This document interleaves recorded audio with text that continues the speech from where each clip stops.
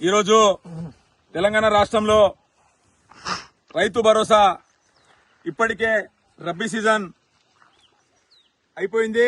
పంటలు వెళ్తున్నాయి.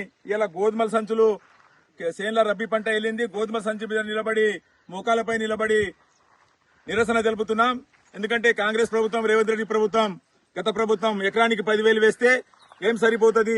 నేను ఎకరానికి 15,000 రూపాయలు సంవత్సరానికి 2 సార్ల 7,500, 7,500 ఖరీఫ్ కు మరి రబ్బీకి ఇస్తామని హామీ ఇచ్చి ఇవాళ 3 సార్ల రైతు భరోసా ఇవ్వకుండా, మరి దాని గురించి మాట్లాడకుండా, మొన్న ఏదైతే మున్సిపాలిటీ ఎలక్షన్ ఉందో ఎలక్షన్ కాగానే తెల్లారి మీకు మీ ఖాతాలో 900 కోట్లు అందరు రైతు ఖాతాలో రైతు భరోసా ఇస్తా అని, మరి రబ్బీ వెళ్తున్నది కానీ రైతు భరోసా గురించి మాట్లాడతలేదు.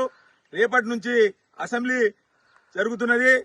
ఖచ్చితంగా అసెంబ్లీలో రైతు భరోసాపై చర్చించి వెంటనే రైతు భరోసా వేయాలి.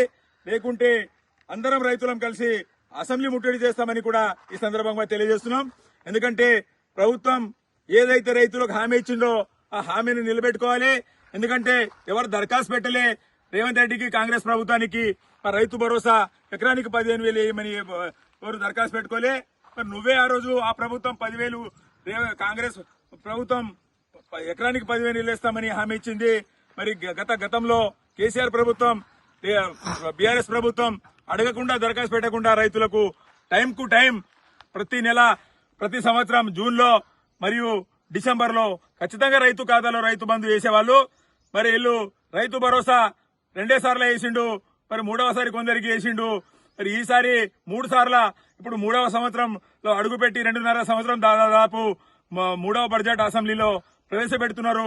మరి వెంటనే రైతు భరోసాపై అసెంబ్లీలో బడ్జెట్ పెట్టి వెంటనే రైతు భరోసా మార్చి లోపల అందరు రైతులకు ఇవ్వాలని డిమాండ్ చేస్తున్నాము.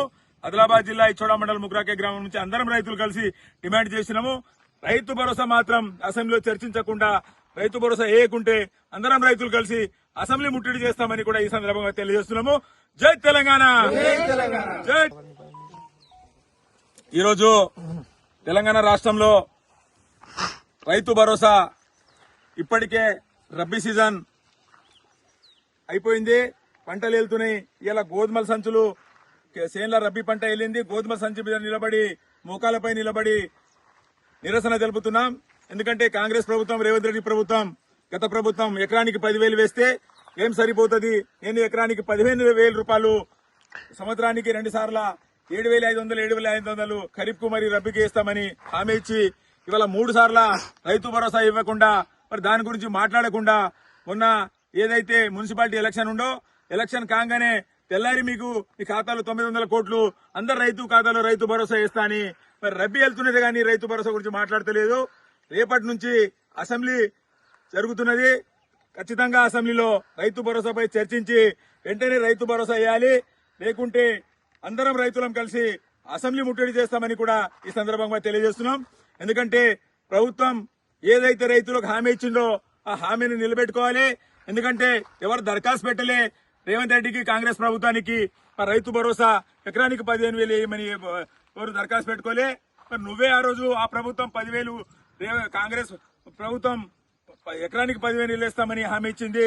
మరి గతంలో కేసీఆర్ ప్రభుత్వం, బీఆర్ఎస్ ప్రభుత్వం అడగకుండా, దరఖాస్తు పెట్టకుండా రైతులకు టైం కు టైం ప్రతి నెల, ప్రతి సంవత్సరం జూన్ లో మరియు డిసెంబర్ లో ఖచ్చితంగా రైతు ఖాతాలో రైతు బంధు వేసేవాళ్ళు.